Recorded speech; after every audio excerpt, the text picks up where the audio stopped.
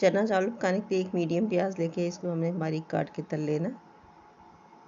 बारीक काट के तल लिया और गोल्डन होने पे इसको निकाल लिया और ऑयल को बिल्कुल साफ़ रखना है ताकि प्याज का रंग चावलों में ना आए। साफ़ ऑयल हो जाए तो फिर इससे लहसुन अदरक 1 टेबलस्पून भर के हमने पीस के डाला।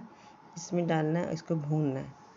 ये थोड़ा सा भून जाएगा तो इसमें 1 चमचा मैंने डाला है सौंफ धनिया पिसा हुआ और 1 चमची कुटी हुई मिर्चें और 3 टीस्पून भर के नमक, क्योंकि मैंने आधा किलो चावल लिए हैं। आधा किलो से बल्कि ज़्यादा है, 3 कप चावल हैं और 1.5 कप चना है, तो कम से कम भी हमें ना 3 से ज़्यादा या 3 तो भर के डालनी ही डालनी है। नमक अपने हिसाब से कर लें।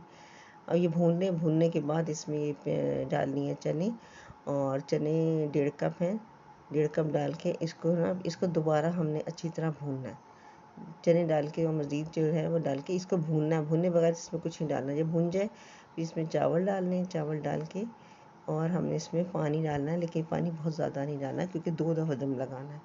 और इसके साथ ही आधी चमची मोटी कुटी हुई गरम मसाला। अब ये करके पका लें। अब ये तैयार हो गया। उतार के इसमें से हमने रंग डाला। सूखे रंग से रंग तेज़ आता है। फिर डाला, साथ मैंने ना इसमें बिरयानी एसेंस डाला। इसमें ज़ाफ़रानी या केवड़ा एसेंस भी डाल सकती है, या ना भी डालें कोई मसला नहीं है।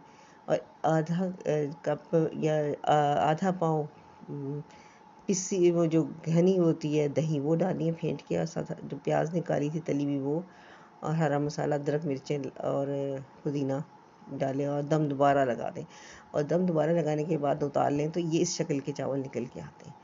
ये 3 मिनट का दम लगेगा, दोबारा लगेगा। पहले भी हमने 4 मिनट का, 5 मिनट का लगाया था, फिर 3 मिनट का, 8 मिनट दम लगाएं।